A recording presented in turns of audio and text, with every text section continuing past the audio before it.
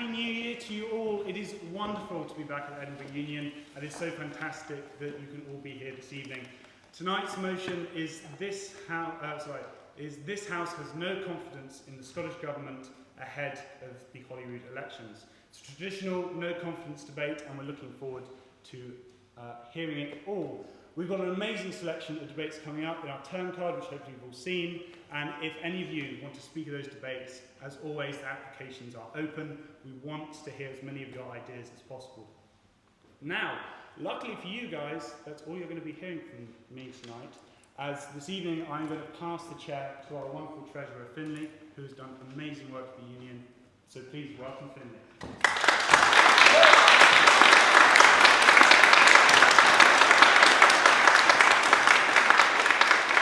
Thank you, Finn. Yeah, it's great to have everyone here. Hope everyone had a nice Christmas and New Year. So, tonight's debate, if you've not been here before, start with our student speakers. Each speaker will have 10 minutes to speak. The first minute and the last minute of their time are protected. Between minutes 2 and 9, anyone from the audience and anyone from the opposition bench can have a point of information and ask the speaker anything they'd like. If you have a point of information for the speaker and what they're saying, please stand up, raise your hand in the air, and say point of information. The speaker who is speaking can decline your request or take it. Speakers, the question is not counted within your 10 minutes, but your answer is. So, the motion tonight is this House has no confidence in the Scottish Government ahead of the Holyrood elections. Holyrood elections are happening in a few months' time, and the campaign's already starting to ramp up. The past 19 years, Scotland has been led by an SNP government, and we have top figures from the SNP, the Liberal Democrats and Scottish Labour here this evening to represent their sides. So, without further ado, I welcome Ben Young, our first student speaker for the evening. Ben is a fourth year international relations student here at the University of Edinburgh. Ben, you have 10 minutes, the floor is yours.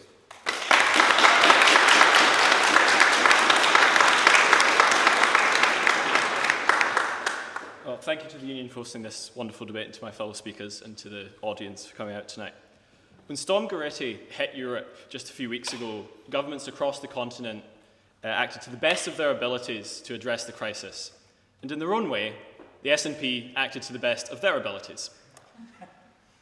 Julian Martin, the Minister for Climate, came out of 3 days of intense meetings and announced the Scottish Government's response to the crisis. Tesco would continue delivering to select stores. This story, picked almost at random from recent headlines, is typical of the way the Scottish Government responds to crises. They have the power, they have the responsibility, they have the resources, but how many of us can say that Scotland is better now, 19 years after they first took power, than before? The Scottish Government failed every part of Scottish society. They've failed the young. The reforms to the curriculum, introduced in their very first term, have led to significant decreases in maths and science comprehension. They promised to eliminate the attainment gap between the rich and poor. At its current trajectory, it would be another 100 years until that gap was closed. They've also promised to give us smaller class sizes, but instead they've risen. When John Swinney failed to achieve any of these goals in his time as Education Secretary, was he punished? Was he cast aside by the party? Of course not. As we all know, they made him First Minister instead. They've also failed the sick. There have been a new health strategy published by the Scottish Government every 7 weeks since they took power. And has this made Scots healthier? GP numbers have been decimated, meaning that Scots no longer can see a doctor when they need to and get health issues properly prescribed and treated, which has led to 25% of deaths in Scotland being classed as preventable. Long-term cancer treatment rates are also 7 times higher than they were in 2013, and drug-related deaths have doubled since they took power, despite countless government initiatives to the contrary. In housing, they've filled every single one of us in this room. In Edinburgh alone, rent has more than doubled since they came to power, far outpacing inflation. I'm thankful that we have the former housing minister here, who I'm sure will be far better versed in exactly how the SNP's policies have failed every single one of us in this room who struggles to pay our rent. Public sector home building is also currently at its lowest since records began. House building in general is at its lowest in 8 years. And finally, an unforgivable 40 children a day became homeless last year, according to Shelter. Scotland is therefore faced with many challenges, some created by the SNP and some simply ignored by them. They claim to understand these issues and say they want to resolve them, but who are the people they choose to lead them and who they trust to resolve these issues? Nowhere is the government's culture of dishonesty more blatant than in the shameful actions of the Justice Secretary and First Minister last year. Angela Constance told the Scottish Parliament that there was no need for an investigation into grooming gangs in Scotland. She cited Professor Alexis Jay, who chaired England and Wales' inquiry into child sexual abuse. Constance said that Jay had told the Scottish Government there was no need for a similar inquiry in Scotland. Constance then put out a statement saying that she had said the exact opposite, and that an inquiry in Scotland was needed urgently, and repeatedly tried to contact the minister to have her amend the record and open an investigation. Constance ignored these requests for a very long time and eventually U-turned and announced an inquiry. However, this has come too late. Victims of these gangs have said they have lost all faith in her and the investigation. And when a vote of no confidence was held in her position for her position last year, every single SNP member of the Scottish Parliament backed her. Some of you may also remember the scandal involving Michael Matheson, who was Health Secretary until 2024. Well, on holiday in Morocco, he claimed £11,000 in expenses on his parliamentary iPad that he incurred from roaming charges. This is not, I'm sad to say, a rare example of work ethic from the SNP, as he first tried to claim, but instead because his children were using his parliamentary iPad to stream football matches. The bill he racked up was £2,000 more than the rest of the Parliament's communications expenses combined. For 3 months, the SNP were steadfast in their support for Matheson. And finally, before a report was due to be published into the matter, he realised that the game was up and resigned. When the Standards Committee recommended a 27-day ban on him sitting as an MSP and a reduction in his salary, the government once again failed to do the right thing. John Swinney complained that this cross-party committee was being unfair and prejudiced against his friend. So did they learn anything from this contemptible chapter? Of course not. With Matheson, thankfully, not standing as a candidate in this year's election, they leaped at the opportunity to stitch up their own candidate selection against the wishes of their members. Again, with the frontrunner suddenly faced with bullying accusations and a process described as unfair by the SNP's own internal investigation. How can we expect the government to be honest with Scotland if the rank corruption in their party is coming from the very top? The government's dishonesty is not a recent development either, I'm sad to say. In 2014, the government had to buy new ferries to deliver essential goods to the Hebrides. You would have thought this would be a relatively simple job for the government, buying some boats from Scotland's renowned dockyards. Not for the SNP. The chosen company was Ferguson Marine, who had literally copy and pasted their plan from a specification that only they had been provided by the government. They edited their design after the deadline. The bid was £37 million higher than the cheapest bidder, and they built the boats too big to fit in the harbour. Of course, they got the contract anyway, because their CEO was friends with Alex Salmond. For 12 years, 4 First Ministers, and £500 million later, only one of these ferries is in service, 7 years late, with the other not expected to be operational until 2027. But this isn't even the worst of it. When the shady deals and incompetent administration of the project were out in the open for everyone to see, did the government try to reform its procurement system or punish anyone responsible for the fiasco? No. Instead, they're punishing hard-working Scottish communities by outsourcing future ferry contracts to Turkey. At every turn, the Scottish Government has failed Scotland on the big questions and appointed and protected corrupt incompetents. Since they can't defend the SNP's record and they can't defend the quality of their politicians, I'm sure they will try to convince you that they have some kind of a plan for the future. However, sadly, that plan invariably always ends up being wait until we have independence and then we'll start being effective. Kate Forbes, the Deputy First Minister, recently told independence activists to stop publicly talking about currency. For those of you that don't know, Mrs. Forbes is also the Finance Minister. Even with the powers they currently hold, the SNP seem completely uninterested in making the most of this arrangement. When they say Scotland's economy is sluggish because of the Union, remember that they won't even invest in the parts of the country that are successful, that are growing. East Lothian, a beautiful county that myself, Mr McLennan, Mr Sangster are proud to call home, is one of the fastest growing areas in the country. However, it is neglected by the SNP. It receives the third least amount of council funding per capita, only beating out Edinburgh and Aberdeen. Would you like to take an intervention on that point? Can you wait to your speech today? Okay. Sorry, thank you. So why does this happen? Because the SNP's calculations take no account for expected growth. In other words, the SNP do not plan for things to get better. Don't plan for things to grow and prosper. On a factual point that you're mentioning there. Yeah, go ahead. Just to inform yourself and everybody else, the formula is set by COSLA. COSLA is cross-party. It needs all local authorities to change that formula. It's not set by Scottish Government. So I think the point you're making is a very important one. However, that formula is set by COSLA in terms of that, and that's all local authorities have to agree to change that, not Scottish Government. Mr. Young, back to you. Thank you very much. Instead, the SNP only plan how to manage Scotland's decline. Issues like these are everywhere in Scotland, and the current government have no plan to make them better, because if they did, they already would have enacted it through the power they've held for longer than most of us in this room have been alive. And the SNP feel that they have no need to make these plans, because they think they can just be re-elected by banging on about independence, because the worse conditions get, the stronger they think that argument becomes. By no means trying to accuse the SNP of conspiring to actively make Scotland worse, but if you think John Swinney isn't glad when he can go on STV and blame one of his own policy failures on Westminster, then I think I have a ferry to sell you.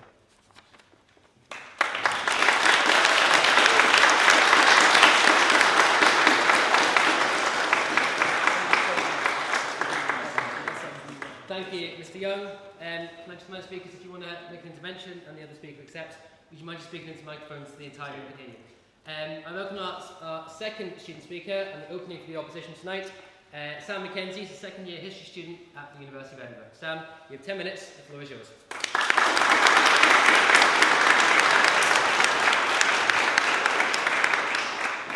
Thank you.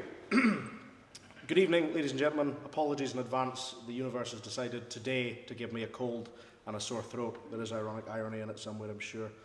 Thank you all for coming out on a cold January night like this to hear us all argue about Scottish politics. I'd first like to thank my friend and colleague, Mr. Ben Young. I swear we didn't coordinate outfits, but we do look like we both just stepped off a shortbread tin. Whichever one of us is off the more expensive one, I'll leave that up to your own imaginations to determine. If you will all allow me for a few minutes, I'd like to talk first tonight a little about my personal experience with the SNP's government. I was born in November of 2006, making me a sprightly 19 years of age. The SNP won its first election in May of the following year, in 2007. I remember it well, of course, my nationalism beginning at the tender age of 6 months. But this closeness of dates means that the SNP has in effect been in power my entire life, or certainly the amount of life I can actually remember.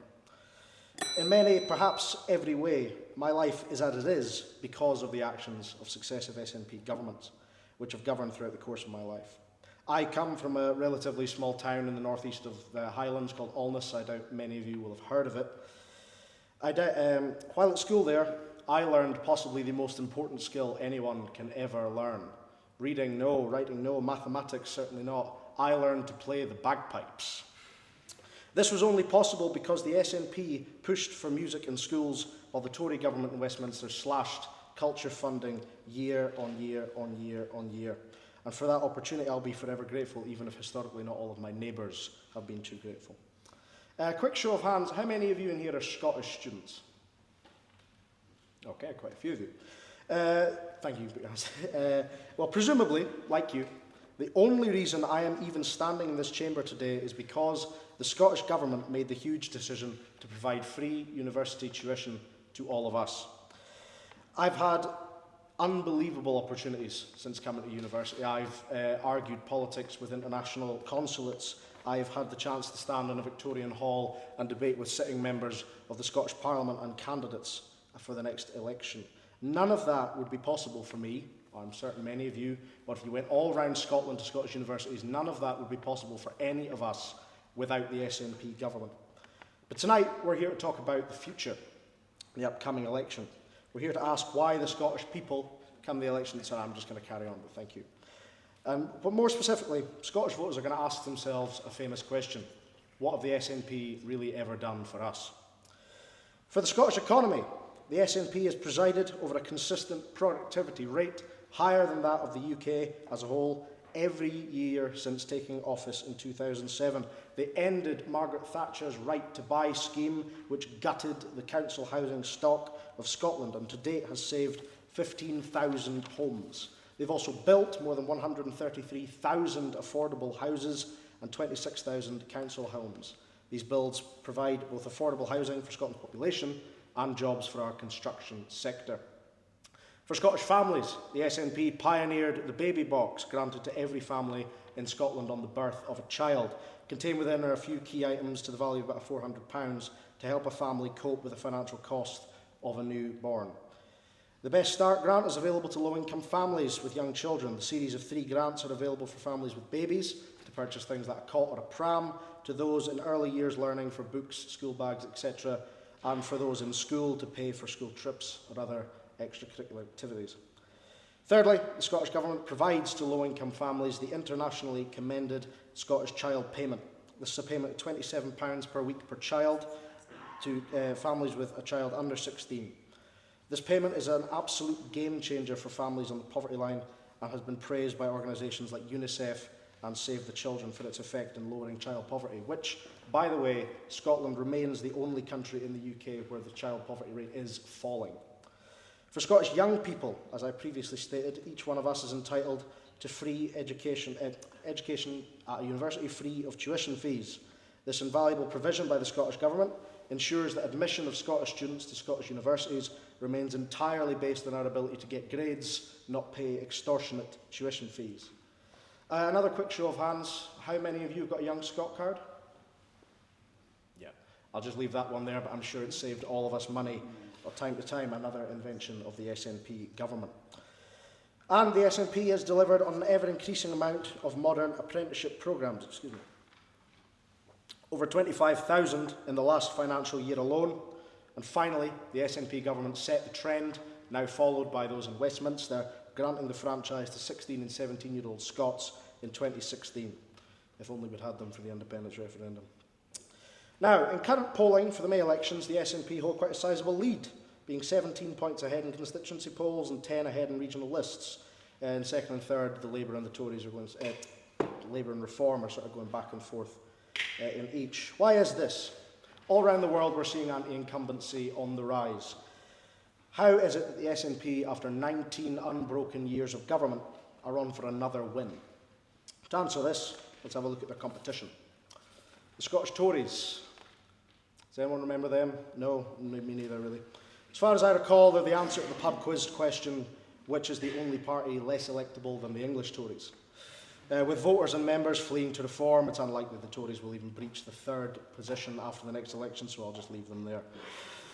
As all parties in Westminster at different times have learned, Scottish voters will not be taken for granted. The Scottish Labour Party offers change. Where have we heard that before? Many people across Scotland put their trust in the Labour Party for the first time in 2024, and they did see change. They saw a Labour cabinet become Tories without changing their tie colour. I'm mature enough to admit it, the change bug got me for a time. I joined the Labour Party because I believed in change for the better, but instead I've watched the party in Westminster chase reform further and further to the right, and a Labour Prime Minister of the United Kingdom referred to us as an island of strangers. And Scottish Labour just sit back and squirm, not wanting to upset their bosses in London. Scottish voters know when we've been lied to, and we famously do not suffer insult or mockery. I'm obviously referring to what is swiftly becoming the Tory retirement home, Reform UK. Nigel Farage hates Scotland, let's just put it plainly. He has said of Scotland, quote, "The tail cannot go on wagging the dog any longer," end quote. Personally, the man gets my blood up and repulses me. And the things he wants to do to my country enrage me. Stripping Scotland of our parliament, stripping free tuition fees, and that's to say nothing of his vile rhetoric about immigration and his disaster project that was Brexit. The odious list goes on, but I've only got 1,400 words, so I have to leave it there. To close, I'll say this. The Scottish people know that we are experiencing a rising tide of right-wing populism in Britain, heralded by the Reform Party and all round the world. As Farage tries desperately to drag the UK to the right and Starmer pitifully chases after him instead of drawing a line in the sand and standing by his principles, our politics as a nation are in wild water, and the Scottish people know you don't change horse midstream. For this reason, as well as the others which I have outlined in this speech, I urge the House to vote down this proposition and show the same confidence in the Scottish Government that it seems clear to me the Scottish people intend to do in May. Thank you.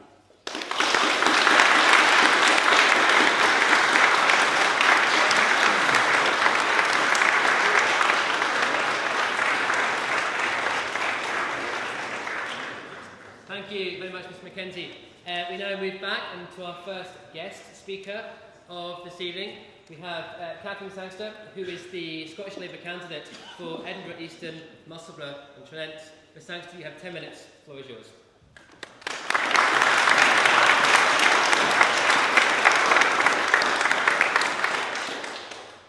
Good evening, everyone, and thanks for inviting me along. I feel desperately underdressed with the gentlemen in kilts, but hopefully when I return I might up my dress sense if you invite me again.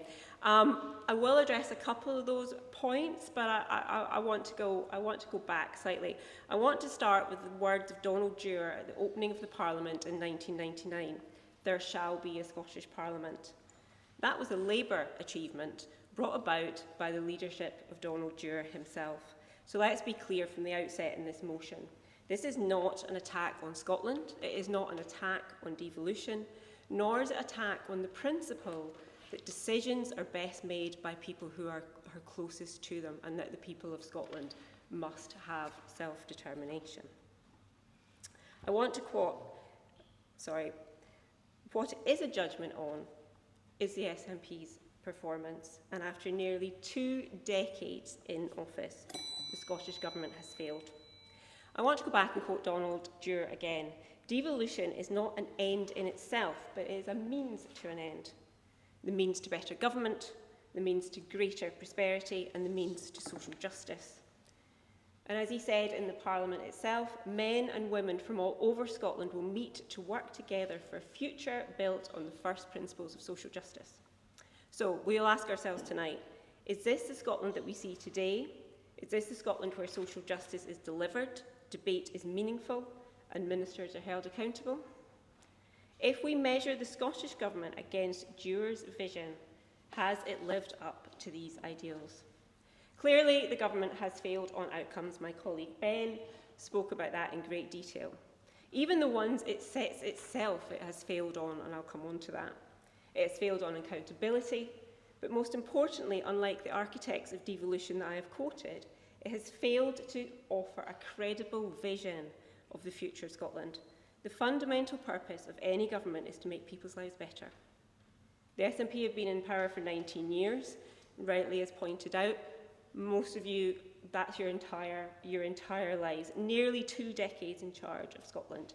Scotland's NHS, its education and its transport.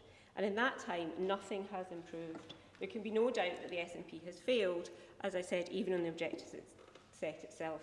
Tens of thousands still wait over a year for treatment, nearly 8,000 waiting more than 2 years.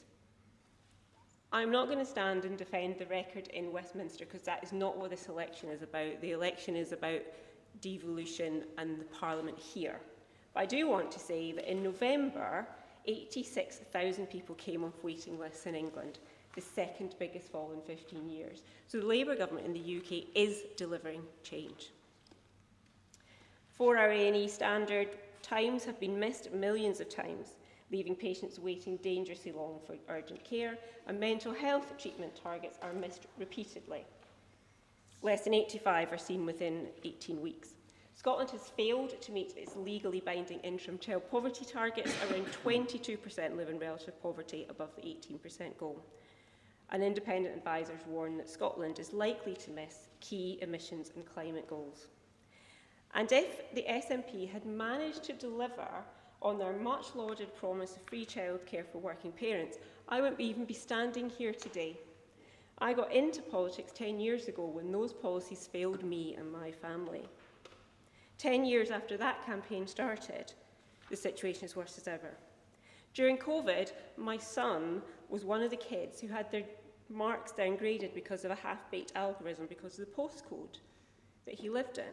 And free tuition is fine if there's university places for you to get into. Lots of Scottish kids have to go down south because places are capped because of free tuition. Also, the living allowance that you get is also capped on your parents' incomes. Going down to England to study has become the bastion of the middle classes. The importance of these elections cannot be underestimated. For those of us who believe in devolution and want to use the powers of the Parliament to change lives, the idea that we can have 5 more years of stagnation and blaming Westminster is unthinkable. For almost 2 decades, the SNP have blamed their failures on Westminster without using the powers that they actually have via devolution.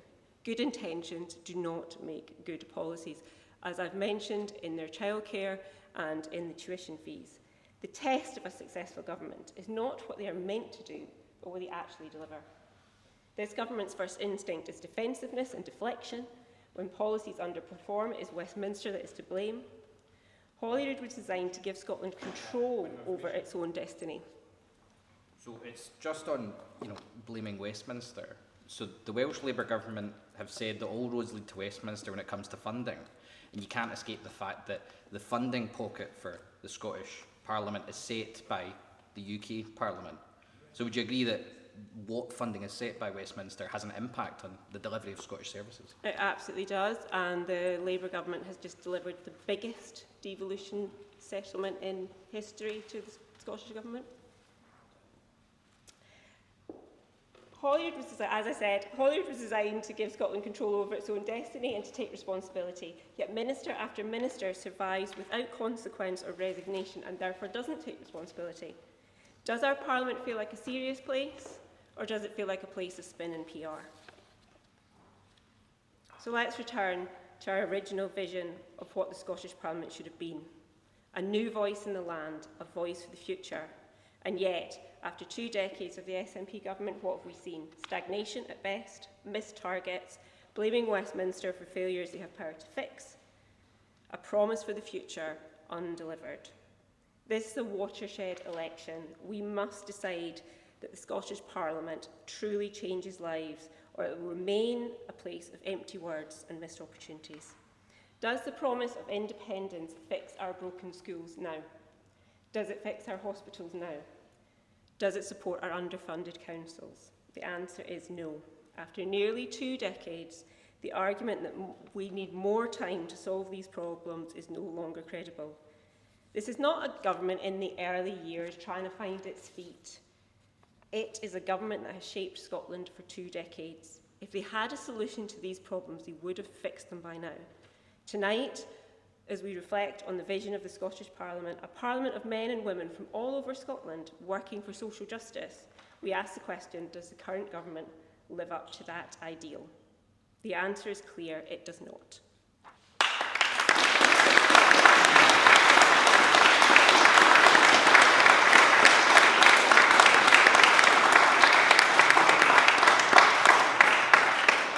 Thank you, Ms. Sangster. We move on to the first guest speaker for the opposition this evening. I welcome Mr McLennan. Paul McLennan is the MSP for the East Lothian constituency, and between the years of 2023 and 2025 was the Scottish Government Minister for Housing in the Scottish Government. Mr McLennan, you have 10 minutes. The floor is yours. Thank you.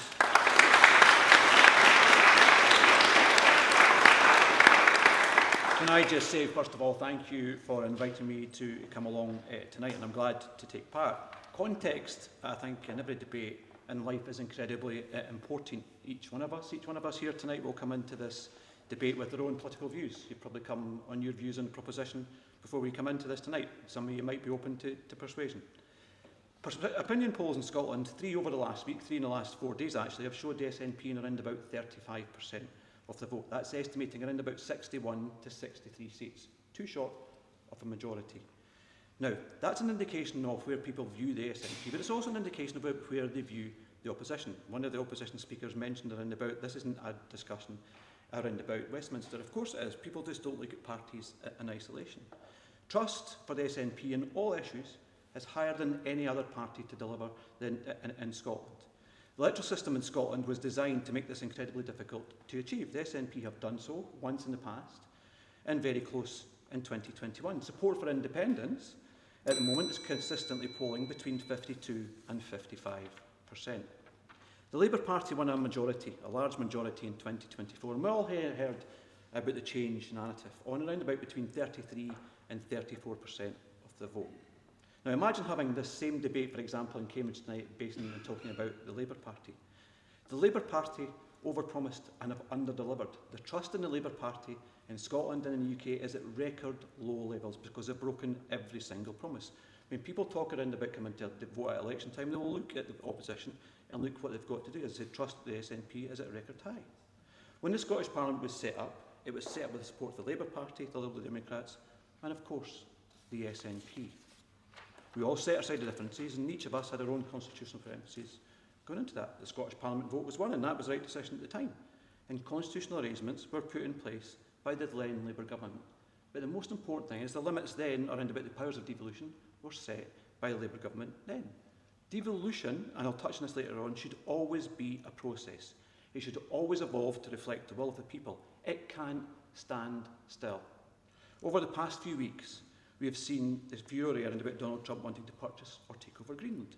The people of Greenland want their own independence, according to opinion polls. It's a protectorate of the Danish kingdom. The EU, including Keir Starmer and other European leaders, have quite rightly stated this should be primarily the decision of the people of Greenland. Anna Sarwar and Alex Cole-Hamilton themselves have all said it should be for the people of Greenland to decide their future. Yet we see the sheer hypocrisy of the positions when they're asked if the people of Scotland should have the same rights to decide their own future, if the majority of seats... Would the member give way? Yeah, just kind of making a further point, and I'll let you come in that. So the parties opposite have said no. Do they value the right of Greenlanders to decide their own future more than the people of Scotland? The only answer can be yes. The voters in Nuuk and Greenland should have a say. The voters of Scotland and Scotland shouldn't have a say Liberal and Liberal Democrats state that. So does that mean the people of Greenland have that right to decision and us in Scotland do? And I'll bring Mr Cole-Hamilton in a little second. The UK is a voluntary union, yet I will challenge Mr Cole-Hamilton and others to tell us opposite how we can leave that union if that is the will of the Scottish people. How can we leave that union if that is the will of the Scottish people? I'm very grateful for the member giving way. It was a Liberal Democrat cabinet minister that signed the Edinburgh Agreement that brought about the Scottish referendum of 2014, precisely because it's right that the people of Scotland should have their say. But they had their say, barely 10 years ago, and yet that question has bedeviled Scottish politics ever since. It starved every other issue of oxygen. No wonder we want just to get you guys to get on with the day job and focus on what actually matters to the people of Scotland. So yet again, no answer to that. How do you believe the voluntary union? And yet no answer to that. If you look at possession of Northern Ireland, if you look at the position of Northern Ireland, they have the ability written into the Good Friday Agreement, yet in Scotland we can't do that. So let's look at the proposition in more details. We've heard from colleagues in terms of free university tuition. My son and daughter went to university. I didn't do that beforehand. They wouldn't have gone without the proposition in that regard. Poverty-related attainment has closed to the lowest levels in numeracy in 2025. We've increased teacher numbers, ensuring more teachers per pupil than anywhere else in the UK. And of course, in Scotland, we also see NHS staffing to record levels. And overall, it's more staff per capita in the rest of the UK. And we have maintained the best performing core A&E services in the UK for several years, and that's still the case. Now, one of the key things I entered politics was around about how we look under the most underrepresented in Scotland. We introduced the Scottish Child Payment. It's just been increased to nearly £27 and it's gone up to £28 in the budget.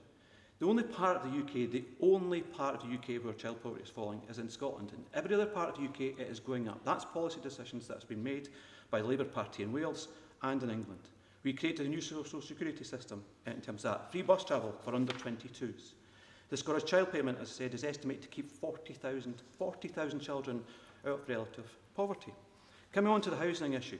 We have delivered over 141,000 affordable homes since 2007, a record I'm proud of, 47% more than in England and 73% in Labour-controlled Wales. The last Labour administration delivered 6 council houses. 6 council houses. That record is on file in terms of that. Outside London, Scotland achieves the top destination for foreign investment, and we've scrapped rail fares. Other notable achievements obviously are reducing crime levels by 41% since 2007, and we took ScotRail into public ownership. Let's look at the budget for 26-27. £36 million for rolling out high street walk-in GP clinics, and a new rate of £40 per week for children under 1 year old. £40, and many child poverty charities have supported that particular message.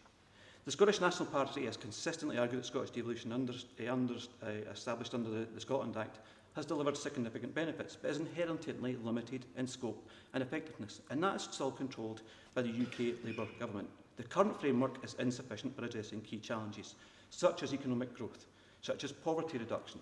You see the child payment in Scotland, and then you refuse to see the two-child cap belatedly being lifted by Labour in the UK. And we need full control over fiscal and welfare policies. Many policies remain reserved in the UK, including, for example, immigration. We have an issue in care sectors in Scotland. We don't control immigration in terms of that. We need more people to come into Scotland to deliver that. So we've reached the limits, I think, of devolution. Achievements like the free university tuition, the Scottish child payment, and expanded childcare are evidence of what can be achieved within devolutions. But these are hampered by UK decisions on issues like austerity, Brexit and energy policy. And this is where it's important when we come back in the context of what's power is still retained. Public opinion data aligns with this to some extent, with surveys showing many Scots favour enhanced devolution or independence.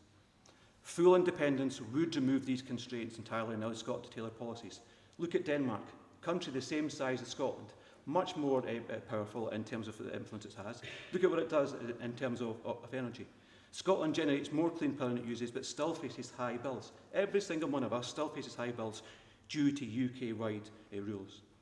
In conclusion, devolution is valuable but not sufficient. Scotland's potential is held back by the current settlement, and independence is the only logical next step to fully serve Scotland's interests. I ask you to oppose the proposition tonight. Thank you.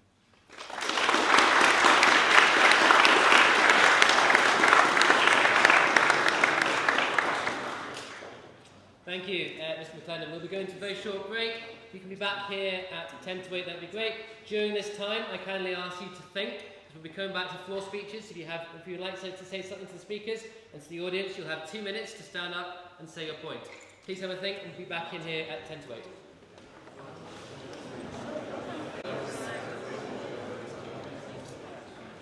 Thank you, everyone, and welcome back.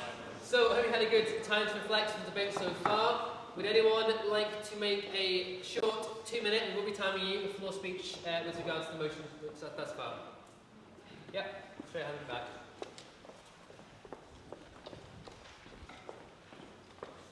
Thank you very much. I've only just wrote this down, so sorry if it's a bit rushed. I just wanted to quickly say, like so many of you, I've relied on the NHS so many times throughout my life. It's no over-exaggeration to say it saved my life. It saved so many of my family, and that's what inspired me to pick this university to study to become a nurse. And I'll be dedicating the rest of my life, hopefully, to our NHS. I wouldn't be doing my master's degree at this university, this wee working class boy from one of the most deprived areas of Edinburgh, if it weren't for the SNP's policies, not just on free tuition, but also, for those of you who don't know, the nursing, midwifery and paramedic bursary, a bursary worth £10,000 to students in Scotland who decide to study one of these subjects. That is not available in other parts of the UK. That is a direct investment from the Scottish Government into its NHS staff. That is what direct investment looks like. That's not just kind words. And it extends beyond university as well. We are better paid than our counterparts down south. And whilst anecdotal, I've worked with many nurses throughout my studies here who've moved to Scotland from England because, in their words, our NHS is so much better. Don't get me wrong, it has its problems, of course it does, but there are so many ways in which we are the best performing NHS in the UK. For example, we have the best performing A&E departments, whilst in England their waiting times were so bad they scrapped their targets. And if I can just end on one quick thing, as an LGBT+ person, I feel like the SNP are one of the only parties that's actually actively standing up for my rights, whilst the Labour Party, and I don't say this with any sort of glee, are chucking every minority under the bus possible if they think it will get them one step closer to power. I'm also proud that the Scottish Government are standing proudly with the people of Palestine, whilst the whilst the UK Labour Government continue to fund intelligence and weapons to Israel's ongoing genocide. I've got every confidence in the Scottish Government. I've got none in the UK Government. I can't wait to vote yes to independence. And let's be clear, that is a decision that should be taken by the people that live here, not by a UK Government. Thank you.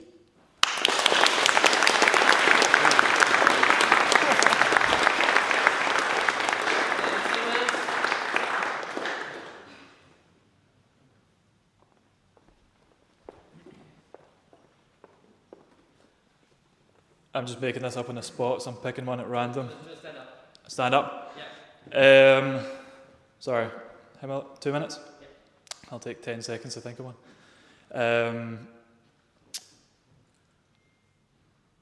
You spoke about housing in Scotland and the SNP's failure. I mean, it's been talked about from both sides. I think there's an issue with these forms of conversations where we can go around in a circle, and effectively the route is whether or not you feel that the SNP has been limited by the UK government, or it's an issue of the SNP itself. Scotland has outpaced the UK government and council houses for every year I've been alive. Scotland as a whole had a very healthy social housing sector even after the right to buy until roughly 2003, when the housing stock transfer happened, particularly in Glasgow, where going from the largest landlord in Glasgow to owning 0 homes in the space of a year put many people out of their home and, as I can imagine, into poverty. What replaced those were housing associations, which largely demolished those buildings and created mid-market rent. So I think I've just honed in on one thing specific here, but instead of going for bullet points, I feel like a little more depth would be beneficial. I mean, I'm happy to have a retort from that, but I don't feel just saying that the Scottish Government has failed to build its the amount it had imagined, when it's obviously been constrained by a variety of factors, and that goes for the UK government as well with Labour. I mean, that applies to both sides, but just saying that it hasn't met its quotas doesn't really say much, in my opinion. Anyway, that's me.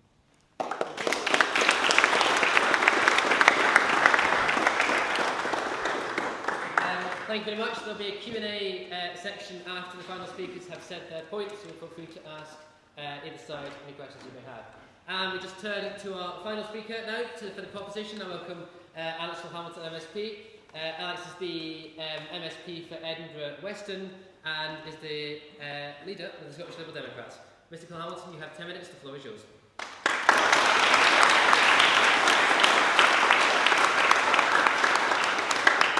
Well, thank you, Mr. Speaker. Friends, it's great to be back with you. I was here, I think, at the end of the summer for the Brexit debate, and it was one of the most exhilarating student union debates I can remember being part of. So when I got the invitation, I jumped at the chance. Before I come on to the substance of the propositions argument, I want to address a couple of the 2 floor speeches we've had, both excellent in their own right.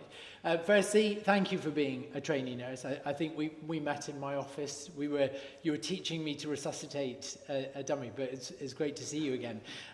What I would say is I don't want you to think of this debate as a comparison between 2 failing governments, because we are governed by 2 failing governments. This isn't a Labour versus SNP. Liberal Democrats proudly stand for trans and LGBT plus rights. We proudly stand with the people of Palestine. We were the first UK party to call this a genocide for what it is, and Netanyahu for the war criminal that he is. So this is not a comparison of that. Secondly, in terms of housing, it was policy of the SNP government on rent controls to apply rent controls retrospectively to existing contracts that led to £3.4 billion worth of build-to-rent investment being stopped overnight and not returned. Scotland is seen as an economic basket case by the housing sector, and I will take an intervention from the housing minister who was responsible at the time. I think there are, I think, and I wasn't the housing minister responsible for that at that particular time, I think there are 2 points. One, and I think it's been mentioned, Scotland doesn't have the ability to borrow money. housing minister in England does, the housing minister in Denmark does, the housing minister in Norway does. I didn't have that ability. If I had the ability to borrow money to build more housing, we would have done that. When I came into the minister job, and that one of the first things I done, and we kind of seen that in discussion with your colleague Willie Denny, was turn around the discussions around about and the criteria around about build to rent and mid-market rent.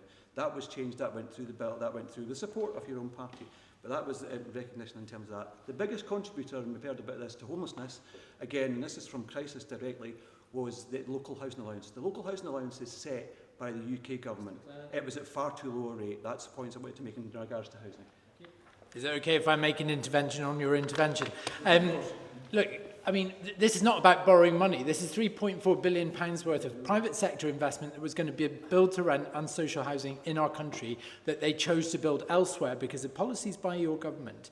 But let me start on a note of conciliation. I think Sam made an excellent speech for the opposition, as opening for the opposition. And he reminded us that most of the people in this hall have only ever known SNP rule, have only ever known SNP management of our economy, of our society, of our health service, of our transportation network, and they have only never known the measure of SNP failure. And I will unpack some of that right now. Those people voting for the first time will judge the SNP on the metrics that they have failed us on. And I want to start with health, because I think it is perhaps the most motivating policy area that leads people to the polls. Right now, 800,000 Scots are waiting for some kind of treatment in the Scottish NHS. But that wait is not a deficiency of care in our hospitals. The reason, if you slipped on the ice and waited 8 hours for an ambulance, which you may well do tonight, is not a deficiency in our emergency departments. It is down to the fact, and the SNP have known this for the best part of 20 years, that on any given night in Scotland right now, there are 2,000 Scots stuck in our hospitals well enough to go home, but too frail to do so because there is not a care package to receive them in their communities. There is not a care bed in the local care homes in their locality. And that reality is something that's been known to the SNP, and it speaks to the fact that the crisis is not in our NHS, but is in fact in the lack of social care in our communities, something that the SNP have allowed to fester over time. And then there's the drug deaths. Scotland has the invidious position of having the worst drug deaths in the entirety of the developed world. If you live in Glasgow right now, you're 10 times more likely to die of a drug overdose if you were living in London. The fact that since 2017, 1,500 babies have been born in this country addicted to drugs, more per capita than in any other country in Europe. It is a reality caused by the fact that in 2015, the SNP cut the drug and alcohol budget by 25%. That reality caused an HIV epidemic to spark in Glasgow, and those deaths that we see, those human lives for which that failure is measured out in, repeated on us year after year after year. We've heard a lot about education, the attainment gap, the violence in our schools, the fact that while Sam was learning his bagpipes, which it was, I don't take away from the SNP, the investment in musical education is something the Lib Dems called on them to do. But while he was learning his bagpipes, his primary school was descending the international league tables that Scotland had once ridden at the very top of. Now we are lower mid-table and falling south, despite the fact, despite the promise, that in 2007, this is a government that came to power offering class sizes of 23. 23 would have given teachers that focus time they need with those pupils to get that excellence back up, that international rankings, but now we're languishing.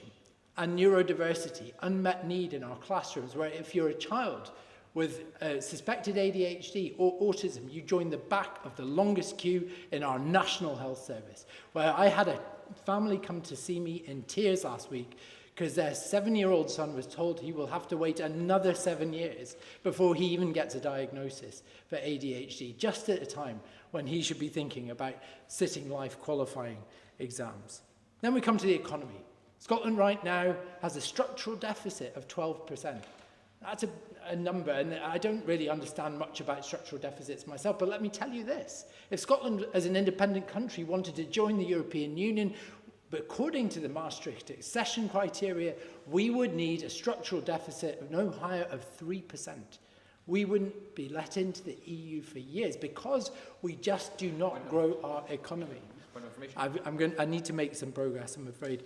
And that failure to grow our economy comes from the fact that the SNP's idea of an industrial strategy is failure demand.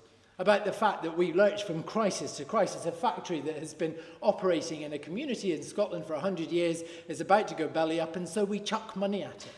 And that was very clear. Again, we've heard a lot about the ferries, but it would have been cheaper to pay each of the workers in Ferguson Marine £1 million to retire, and we would still have the boats faster and cheaper than we did. That is a scandal that can be seen from space, and it has laid low a once internationally regarded shipbuilding industry that Scotland was proudly recognised for. And then we talk about the A9. I travel up the A9 almost every month, and I will do this again this week. But it is the most lethal road in our country. The SNP came to power in 2007 promising to dual it. NASA put a man on the moon faster than they have taken the time to dual the stretches that they have done now. If there was a body count of 10 people dying on the M8 every year, it would be dualled by next Christmas. This is a measure of the disinterest of SNP government, and I will, as I close, come on to where that disinterest comes from. But before I do close, I do want to talk about conduct in government. I'm not going to talk about camper vans or money scandals. I'm going to talk about the fact that in the teeth of COVID, this country was governed by a shadowy cabal known as Gold Command, at which the Finance Secretary, Kate Forbes, knew nothing about, was never invited.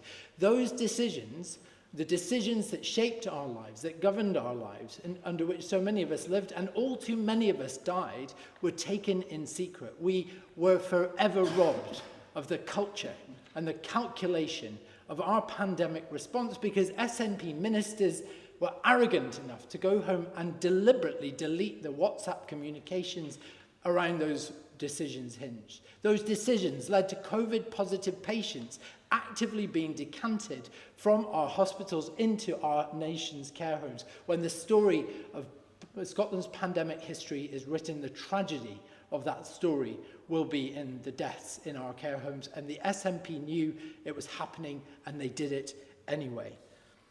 To govern is to choose. To govern is to focus on what matters to the people of this country. But this is a government that has not focused on what matters to the people of this country. From the very first day of SNP administration, the entire unifying mission for their cause has been the best way to bring about an independence referendum and to win it and to leave the United Kingdom. When they lost that opportunity, it's all that they have thought about ever since in terms of bringing about a second referendum. It has been the sum total, the reductive sum total of public debate in this country has seen every election for the last 10 years the best way to win a referendum and to bring it about. And all the while, we have the deficiencies in our hospitals, in our schools, in our transportation network, in our criminal justice network. For me as a Liberal, I am an internationalist, and I lean into the words of Bobby Kennedy, who said that only earthbound man still clings to the dark and poisoning superstition that his world is bounded by the nearest hill, that his universe ends at river's shore, and his common humanity is only shared by those who share the colour of his skin and the language of his forefathers. Nationalism is a divisive and reductive politics. It has bedeviled our way of life because it has starved all other issues of oxygen. And that is why the proposition moved that we have no faith in this Scottish Government. Thank you.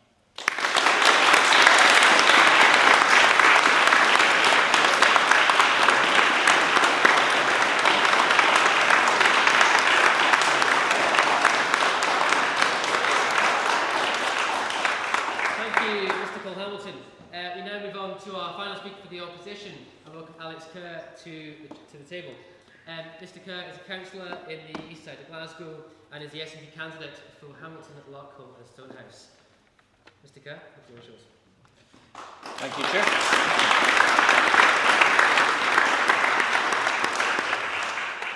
Thank you, Chair, and thank you to the Edinburgh University Union for inviting me to speak against the motion today.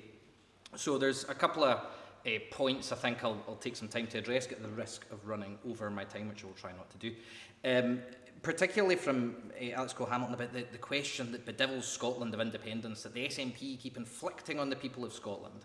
50% of people, by your poll, take your pick, 52, 55% of people are in favour of independence. Perhaps the reason the question bedevils the country is because it hasn't been settled yet.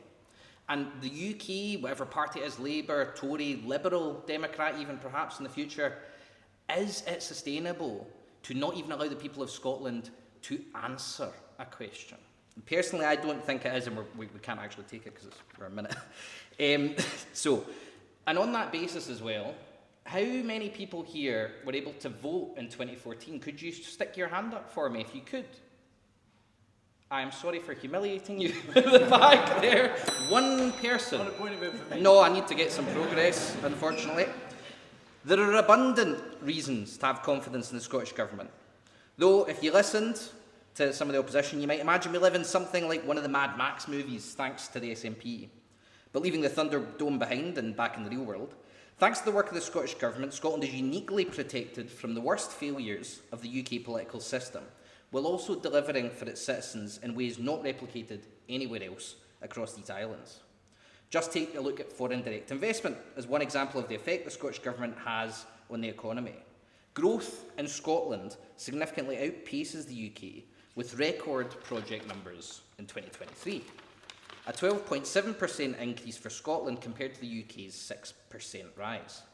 This growth has boosted Scotland's share of the total UK foreign direct investment to a decade high of 14.4%, well above our population share, and solidified its place as a top UK location outside London for investment. Scotland has been the leading FDI location outside London for 10 years, a run which began under the SNP government. EY, that hotbed of nationalism, found Scotland ranked 6th in their top 10 FDI locations in Europe. International investors with no constitutional axe to grind clearly have confidence in the investing environment fostered by the Scottish Government. On top of that, Scotland's outperformed the UK for growth more generally, which is pretty good for Scotland's businesses, I would think, in a really challenging global environment. Scotland is also the only nation of the UK which has seen child poverty fall. The reason for this difference is thanks to the policies implemented by the Scottish Government, like the Scottish Child Payment that my colleagues have spoken about. This payment, described as game-changing by child poverty campaigners, is a central plank to efforts to tackle child poverty. And this benefit, only available in Scotland, is being boosted by John Swinney's government in the most recent budget. When it comes to the health service, we've seen over the past 6 months waiting lists fall month on month, and additional targeted funding has been made available in the budget to continue this trend in 2026. There are more key staff in our NHS, including a near 20% increase in the number of nurses and midwives since the SNP came to office. We've more than doubled the amount of funded early learning and childcare for all 3- and 4-year-olds and a quarter of 2-year-olds, with an increase from 475 hours to 1,140 hours under the SNP. In education, Scottish school pupils and students are succeeding, despite what you hear, with a proportion of pupils achieving expected results in literacy and numeracy in primary and secondary schools reaching new highs in 2023 to 24. The proof of the success is in the finding that 95.7% of the school leavers go on to further study, training or work, which is the second highest level ever. The previous Labour Liberal government saddled the country with a huge amount of debt through the Private Finance Initiative, known to most as PFI, to build public buildings like schools and hospitals. The Scottish Government are still having to pay much of that interest from their toxic legacy today. In spite of the reckless borrowing by Labour and the Lib Dems, only 62% of Scottish schools were in good or satisfactory condition when they left power and the SNP had to pick up the pieces in 2007. Now, thanks to the Scottish Government, that figure now sits at 92% at good or satisfactory condition. And that is the kind of difference that an SNP government makes day to day.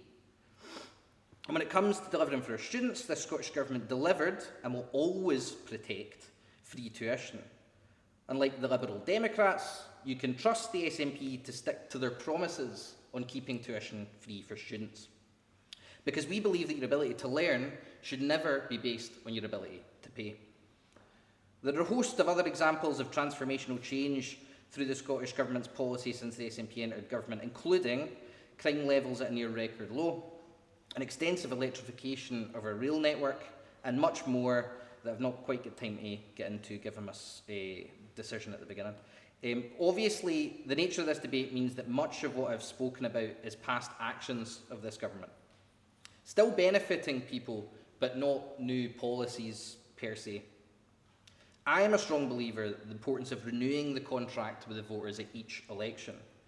The SNP understands this, which is why we'll be unveiling new policies in the run-up to the election to improve the lives of those living and working in Scotland. New groundbreaking ideas like establishing walk-in GP clinics delivering 1 million extra GP appointments without... Certainly. I'm very grateful for the member giving way. He talks about establishing a new social contract with the nation, but doesn't any social contract have to be rooted in the idea of accountability? And what does he say to the fact that of the many scandals and missteps and miscalculations of this government, which is about to enter potentially its third decade in office, yet very seldom do any ministers ever take responsibility for their actions and resign? Ministers are held accountable by the Scottish Parliament, which is composed, actually the SNP does not have a majority. A majority of people in the Scottish Parliament could force a minister to resign, so the Scottish Parliament has confidence in the ministers, therefore they stay in that front. In terms of that contract being renewed, you can see in the polling, there'll be lots of campaigning. We're confident that the people of Scotland will put their trust in us again. The proposition has been fairly relentlessly negative, and I will get on to that. What you're hearing from us is what we've actually done, and as I went into there, what we intend to do to deliver change for folk and improve the lives of people who live here. So, hopeful vision from us. From the other parties here, you're hearing maybe a bit more negativity, and there is no vision for the future there. And perhaps there is a reason you're not hearing a vision of the future from people who are in favour of the United Kingdom carrying on as it is. Perhaps because the UK as a political unit is broken, and has been for quite some time now. Next year, we're likely to see a pro-independence nationalist First Minister in Wales, in Northern Ireland, and here in Scotland. Touch wood. And then shortly afterwards, given the failure of the UK political system, you're probably going to see an extremely xenophobic nationalist Prime Minister in England. Perhaps that's why there is no vision for the future from the opposition benches, because the current constitutional setup as it stands has no future. Re-electing this government gives us the chance to break free from a completely dysfunctional political system, a system that enforced more than a decade of austerity, hollowing out public services across the UK, a system that's seen life expectancy stagnate, that has dragged Scotland out of the European Union, in spite of the fact that every council area in our nation voted to remain. The economic and social damage done by Brexit is catastrophic in its scale and its effect. The writing is on the wall. We in Scotland can go down with the ship, or we can elect an SNP majority and choose a fresh start with independence in Europe. Thank you.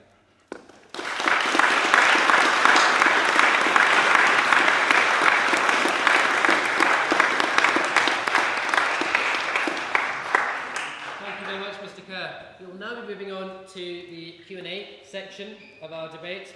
There will be a roaming mic that will be going round. If you'd like to ask a question, I kindly ask that you put your hand up. To go to the format, you can direct a question to either side of the debate. That side then can respond to your question. The opposition side that wasn't asked a question will also have an opportunity to reply if they like, and then the original side can reply to that. We've got one hand straight up in the air there.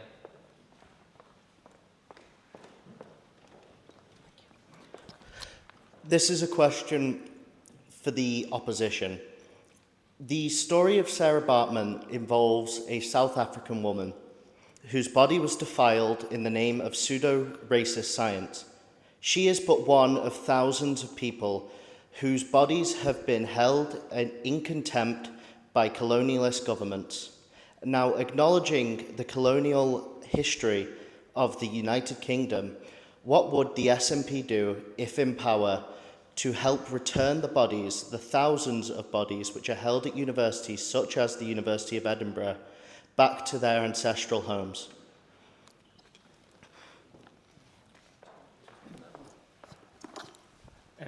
I'm just on that particular point, and I think that this comes back, and I'm very sad to hear that, and I'm happy to discuss this after with you about the specific things. One of the key things we talked about was the constraints of devolution. We don't have the ability to do that, and one of the key attributes, I think, of achieving independence is we would have our own foreign policy in terms of that. So I think that's one of the key messages around about that. We don't have the ability to deal with that just now.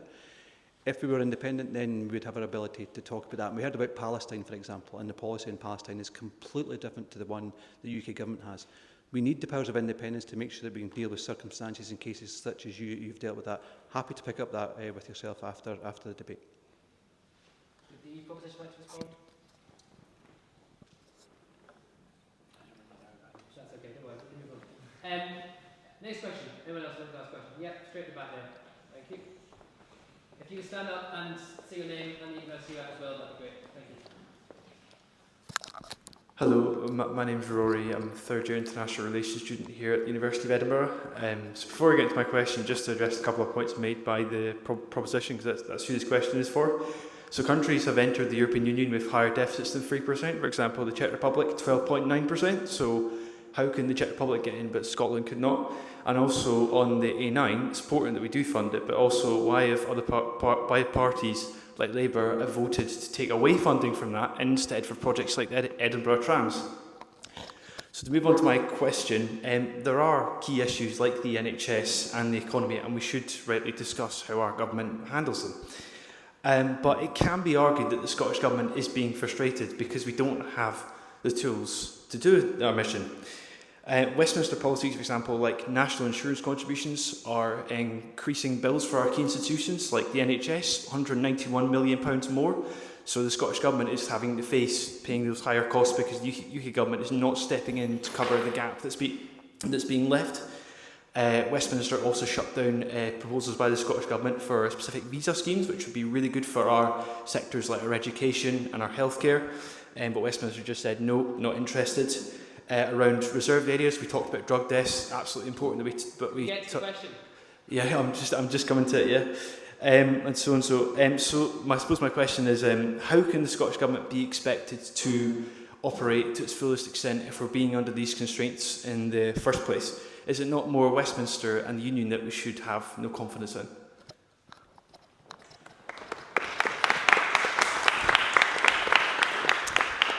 So there's quite a lot to unpack there. First and foremost, the Scottish Government does have the levers it needs to control the NHS. And actually the problems in the NHS are not about a deficiency of funding or indeed a deficiency of workforce. And we have heard of people in training to be part of that workforce, and thank you for all you do. This is about mismanagement and deliberately taking the wrong choices or mismanaging the solution to what we've discussed tonight. And I go back to that reality that on any given night in Scotland, there are 2,000 people in our hospitals who don't need to be here. They're the reason that elective surgical operations are cancelled. They're the reason that A&E departments can't get people out of A&E into the main hospital because there's no bed to receive them. They're then the reason that ambulances are stacking up outside A&Es this very night, unable to discharge their patients into hospital, leaving people lying in the cold in the street waiting for an ambulance to attend them. It's not a problem in the NHS. It's a problem in social care, which the SNP have just not focused on. Or when they have done, the only policy that they had in 2021 was the establishment of a ministerial power grab of the social care workforce in this country under the guise of a national care service, which was actually just an overinflated bureaucracy which would asset strip local communities. So it's not a problem that Westminster has caused. In fact, NIC contributions were backfilled by a rebate from the Westminster government. So it's very convenient to lean into this Westminster bad model. And I'm not saying that Westminster isn't bad, and I'm not here certainly to defend a failing Labour government, but people have to take responsibility. But this doesn't happen in the SNP. Ministers make mistakes, and it's okay, they're human, but they don't own up to them in the SNP.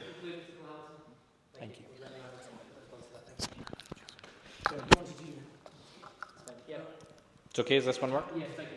That's grand. For someone who's not wanting to defend the Labour government, you're spending an awful lot of time doing it. So, frankly, let's say you had your chance there. I've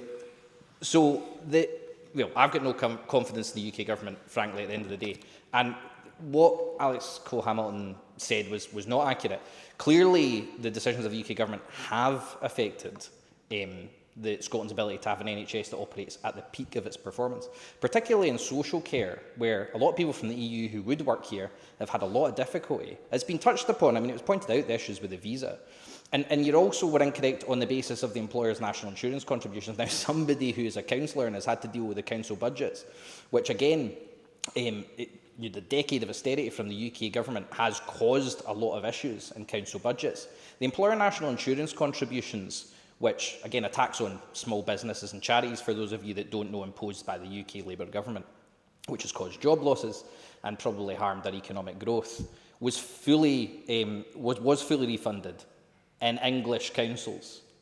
For everybody else, the Barnett formula meant that it wasn't fully refunded in councils, which meant that that money had to be found from other areas of Scottish council budgets.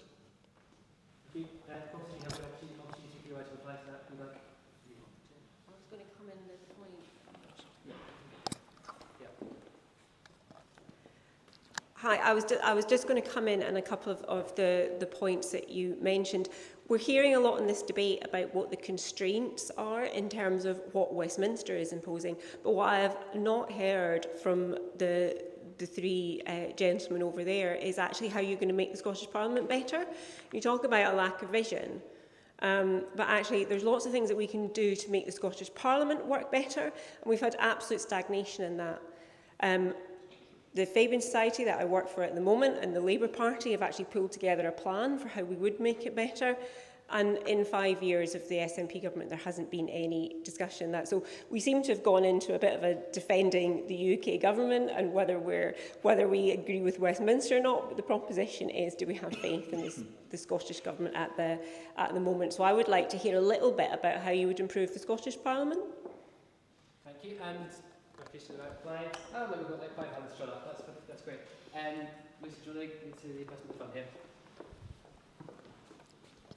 Hi, I'm Dalia. I'm a first-year history and politics student.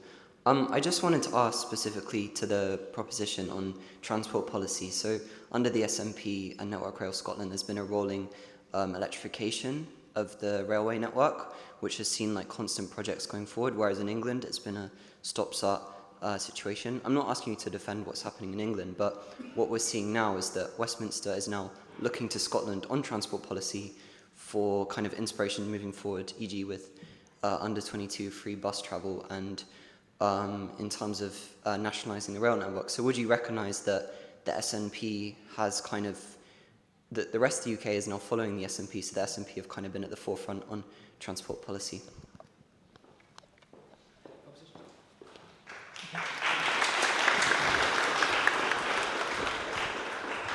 So I started my remarks on a note of consensus, and I do like to point to the things that the SNP have done well, and Lib Dems have voted for some of those good ideas. This is not a whitewash of them by any stretch of the imagination. But you talk about free bus travel. Since the pandemic, the SNP and earlier their Green Coalition partners presided over the erosion of 100 million bus journeys every single year that don't happen anymore because of the erosion of our bus network. It's all very well and good to have a free bus pass, but it is as nothing if there is no bus to meet you or to take you to your destination. That's the first thing. Secondly, yes, absolutely, electrification is by necessity the way we need to go if we're going to decarbonise our rail network. But ScotRail, for example, the route from Mallaig to Fort William is still operating on a 20th century model. There is still massive deficiencies to our rail service, and we are not incentivising getting people out of their cars. But just to go back to the start of this, I want this government to succeed. Why? Because I have to live here. I'm trying to raise a family here. I'm an opposition politician. I'm a politician because I got into politics to get things done. I want them to succeed. They just haven't been meeting the mark as much as I would have liked them to. Thank you.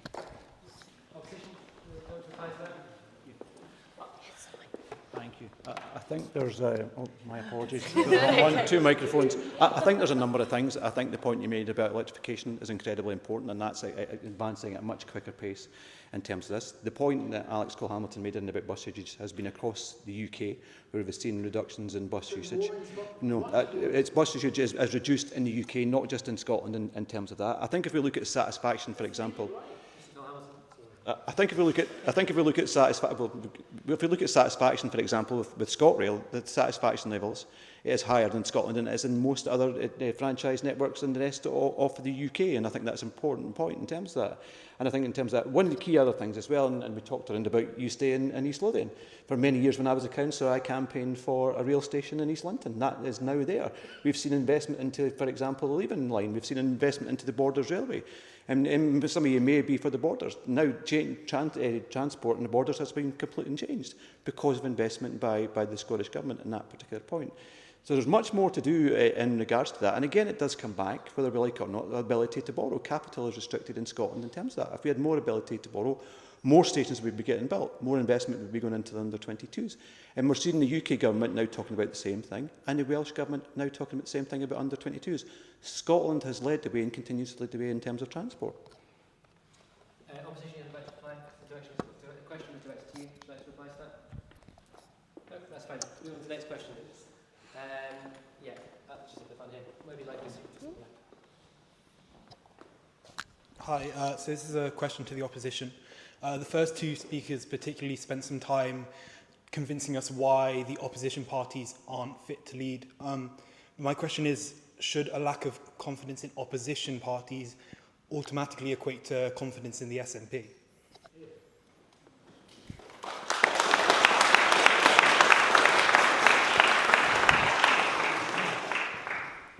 Thank you for your question. And no, I wouldn't say that the argument should be stick with nurse for fear of worse. But thank you.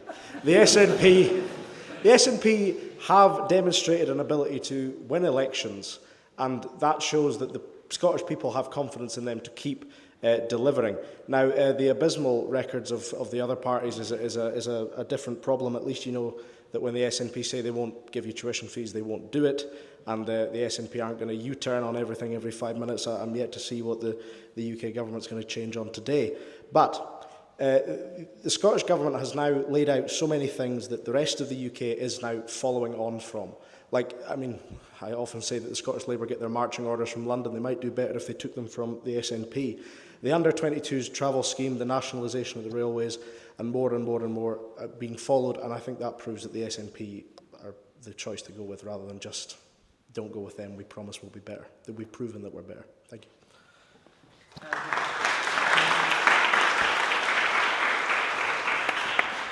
So I'm really glad we got to this question, actually, because it allows me to counter, I think, a prevailing argument that the opposition have sought to deploy, in that because they appear to be winning the election in the opinion polls, that is somehow an endorsement of their record of 19 years in office.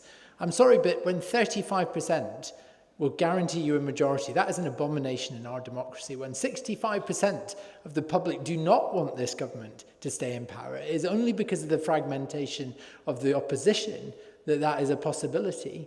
Then I'm sorry, this is a real problem in our democracy. Now, I'm not suggesting we change the voting system, but it is not right for the opposition benches here in this debate tonight to lean into that as somehow an endorsement and a ticket and their right to a third decade of SNP mismanagement.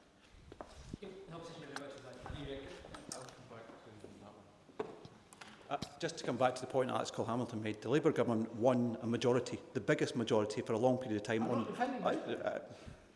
on 33% of the votes. So just addressing the point that you mentioned in regard to that particular point, I think that the point you mentioned before around about, we all have a choice. You all have a choice when you go to the ballot box. And we have a proportional system. We have a proportional system in Scotland. I wish the UK would follow that, but we do have a proportional system in Scotland. I wish the SNP vote was higher. We'd seen, for example, the SNP vote up to the last election at about 45, 46, 47%. We have seen the split in the unionist vote, with reform coming into that at far too high a level for my liking. But the majority of people that would vote are going to vote on a constituency basis, and then on the second vote in terms of that. So the vast majority of people, it isn't just in terms of where the opinion poll is, and we heard the point made around about 52, 53, 54%. It's the Scottish people. These are people. This is not politicians. These are the people telling that. And I'll come back to the point again in the opinion poll. When asked about who do they trust to take forward in interest of the economy in terms of the NHS, in terms of other issues in terms of that, about the best way to tackle immigration, for example, it's the SNP that leads in that. These are the Scottish people that's telling us that. This is the Scottish people. It's not just the SNP, it's the Scottish people consistently telling us that, and that's where we're leading in the opinion polls. I would like to see our vote higher than that, of course I would, but it's up to each individual person to vote in that, and at the moment the opinion polls, nobody takes anything for granted, are showing that in Scotland. They're also showing disillusion in Wales, Northern Ireland and in other parts of the UK. Thank you. We'd like to have another question, please. Probably have time for one or two more. Please feel free to. Please keep your hands in the air. Thanks. Thank you. In regards to the limits of devolved powers for the opposition, I was wondering if there were more devolved powers for the Scottish Government, would you still feel so strongly about independence for Scotland?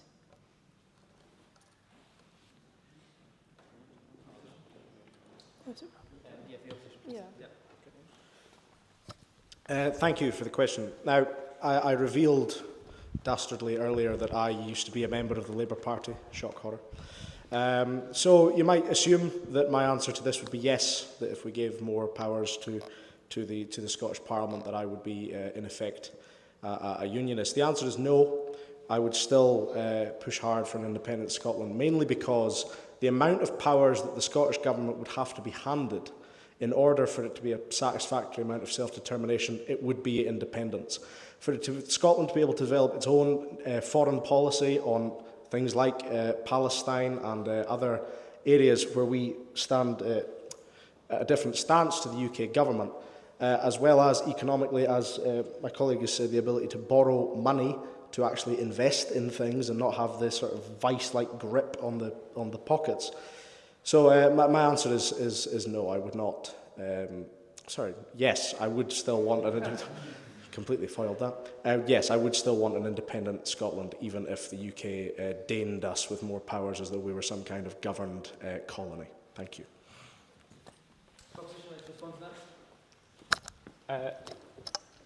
In my main speech, I predicted that the opposition would simply go on about independence, and it seems like they have. Now, well, they may believe that Scotland should be independent, as is their right to believe that. This is not a debate on whether Scotland should be independent. This is a debate on a devolved Scottish Government about an election to elect a devolved Scottish Parliament.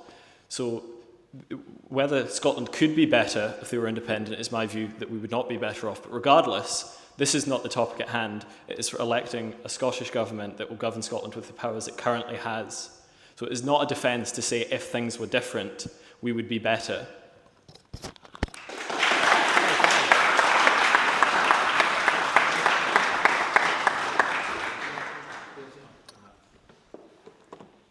I think the important point of this, and at the start of this, we talked around about context. The powers of devolution were set by the UK government at that particular time, set by the UK government, in terms of that, deliberately set by the UK government. Coming back to the point that was mentioned at the start, would I like to see more powers for Scotland? Of course I would.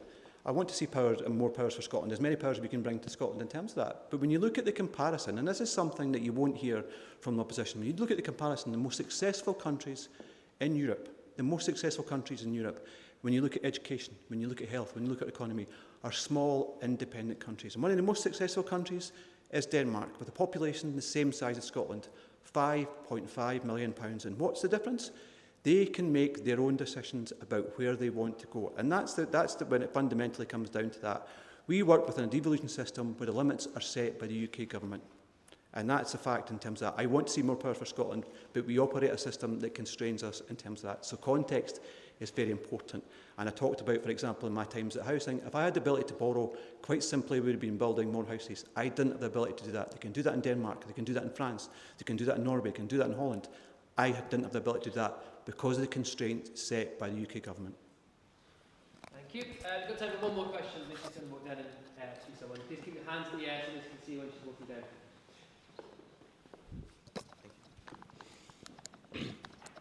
this is a question for the opposition. The final speaker for the opposition criticised the proposition for their negativity. But he ended his speech by saying, essentially, that Scotland should jump ship and give up on and leave the rest of the UK to sink. Forgive me if this comes across as naive, but is it not the SNP's refusal to cooperate with Westminster that has been part of this decline, because of their sole focus on independence? Yes, of course you will always disagree on many, many, many things, but why is it that the SNP government has been so unwilling to cooperate when it would often be in the mutual interests of both Scotland and the wider UK? To me, surely it is better to try as hard as we can to work together and help each other rather than abandon our friends and family across England, Wales and Northern Ireland. Thank you.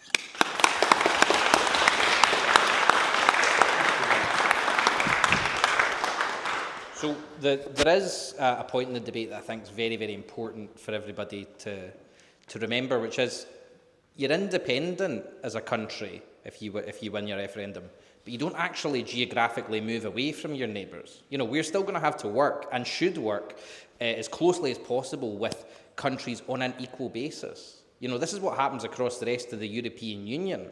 It's a different kind of union, a voluntary union, where, you know, we've seen what happened. Brexit, as much as a disaster as it was, the UK was allowed to leave that union when the people decided they wanted to go. So, you know, the SNP is always striving to do the best for the people of Scotland.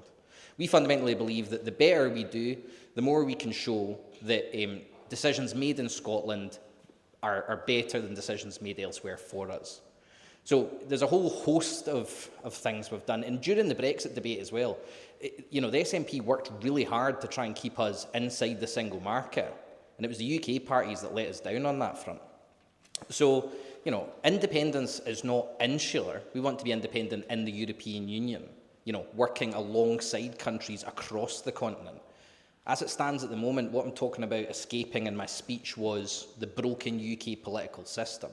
Something else would have to take its place, but something else in which the four nations of these islands are equal partners in building the future, not one in which one nation decides how much pocket money the other three get.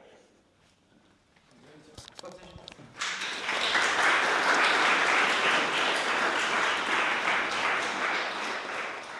you like to reply to that? Yeah, I mean, the point that I would make is that we have a party in government in the Scottish Parliament that's in its interest not to make devolution work. Because every answer to every problem is independence, not how can we look at our own parliament, how can we improve it, and how can we make the lives of people in Scotland better. And that's what we've shown in our speeches. You're saying there's negativity from this side, but I mean we are in opposition. It is our job to critique what you have done, but we're also offering a vision for how Scotland can prosper in the United Kingdom. And as I said, how we can improve the Parliament. And I haven't heard one thing from the opposition about, after 25 years of devolution, what do we need to improve it? We are losing MSPs. How many MSPs are not standing again? So, I mean, there's not a nursery in the Scottish Parliament. Okay? Sorry, well, I mean, yeah. We're talking about just one example is GP Walking Centre as well. I'd like to finish the rest of your question. I mean, you know, that was essentially it. I would really like to hear your ideas of, after 25 years of a Scottish Parliament, how do we improve it? What do we do? I just told you about the GP Walking Centre. No. I'm talking about how we govern. You finished with your question? Yep. Perfect. You'd like to reply to that question directed at you? Just on the point you made around about cooperation, and I think that's incredibly important. When I was Housing Minister, local housing allowance is a reserved matter. I wrote, and this is on record, public record, I wrote to my equivalent in the UK on 4 occasions. I didn't get a reply, not even a reply. If you also look at what the Welsh Government have said about that, in terms of that, and the Northern Irish Government, they will tell you the same. Things have slightly improved, and I'll give credit to the Labour Party in terms of that. When there was a Conservative government in there, we wanted to cooperate as best we possibly can. That was on record 4 times. We didn't even get a reply. If it's respect, respect has to be shown both ways, and it's not just the Scottish Government saying that, that's just what the Welsh Government have said. And you see the situation with the Welsh Government just now, talking, for example, talking about the Crown Estate. They're not getting a reply to some of the issues they've got about Crown Estate. Respect has to be both ways. I will work, and I have worked with UK Government colleagues in terms of that and continuing to do that, because we have to cooperate together. There's a British Irish Council which involves all their governments, where we all speak together, but respect has to be joint. I wrote 4 times, didn't get a reply, not even a reply to say they'd received it at all. That's all on public record. The respect has to be both ways.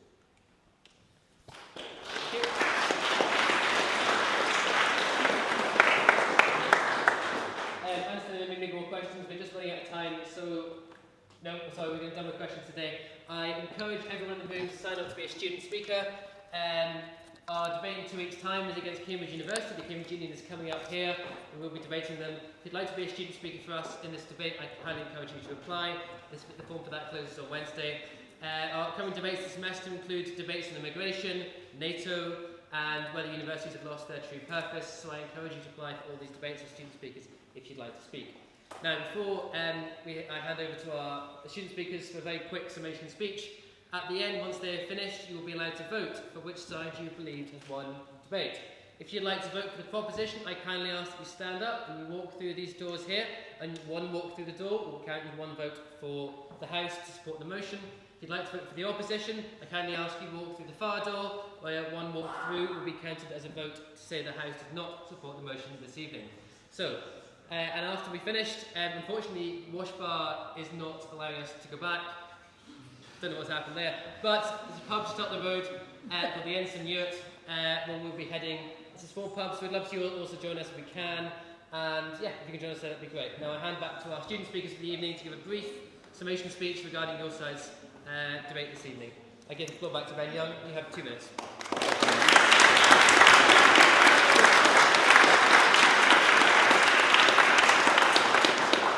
So I touched on this in my response to somebody's question at some point, but in my original speech I said they wouldn't actually present a plan, they would just talk about independence, and they did. Mr Kerr, you were so close. You started accusing the proposition of not having a plan. I thought, here it is, we're going to hear it, and you started talking about Plaid Cymru maybe winning in Wales. There is no plan, is there? So what do? They offered a paltry tax cut in their most recent budget. Comes out to about 36p a week. And they act as if their hands are tied. When Mr McLennan rightly said that the Scottish Government doesn't have the power to borrow, that's completely true. But there are things that he could have done as Housing Minister to increase the housing supply. He could have, rent control has already been mentioned. The SNP's rent control has been disastrous for building and rent increases in the city. It's one of the contributing factors to the increase that I mentioned earlier in my speech. But also planning permission is fully devolved. The Scottish Government could pass a law tomorrow that says that private companies are allowed to build more houses, and they don't. On council allocations, in your point of order earlier, you said that it's a cross-party committee that decides on the council funding, and that is true, but then why don't you change that? If you do think that the constituency that you represent is deserving of more money, why don't you change how council funding is allocated? Say that energy, Scotland needs to be producing more energy, but you're letting Torness Power Station shut down without a replacement. The SNP have also played politics with Scotland's future. Ms Sangster touched on, during COVID, grades being allocated on the basis of your postcode. Horribly classist policy that should have sunk any person who introduces it political career. They made the man who did it First Minister. We have absolutely no confidence in the Scottish Government and encourage you all to vote for the proposition.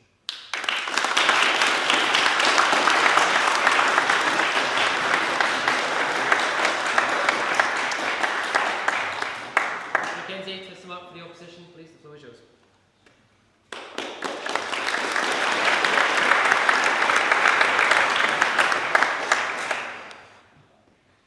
What a debate.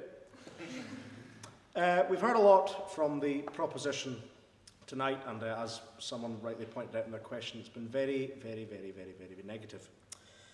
And, perhaps it's been a bit negative on both sides, but I have not heard from the proposition some great flowery alternative for how they're going to make Scotland better while begging the UK government for more money, more powers, please, please, please, anything but independence.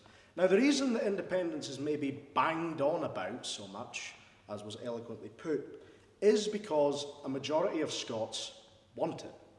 God forbid something that a large majority portion of the population want gets talked about in public debate. How horrifying. And I believe it was Mr. Cole Hamilton said earlier that a lead in the opinion polls does not equate to an endorsement of a party's record. As far as I recall, that is how one wins an election, is by having the majority of the country endorse your record and choose to give you more years in office.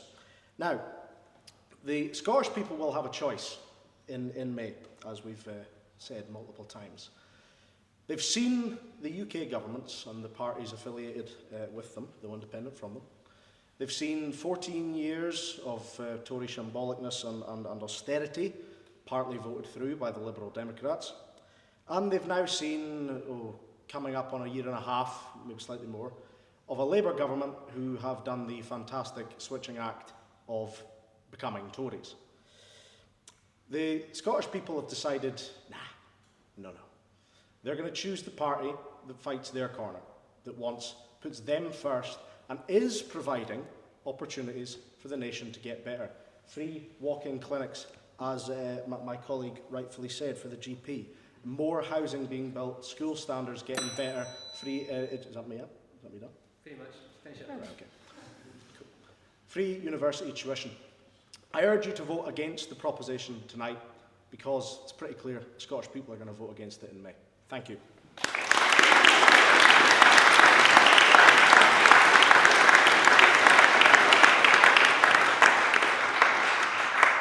Thank you all for coming this evening. We have debates every 2 weeks here in Reigning Hall. Again, if you'd like to vote for the proposition, please walk through this door over here. If you'd like to vote for the opposition, please walk through the far door at the back. Thank you all for coming. Have a good evening.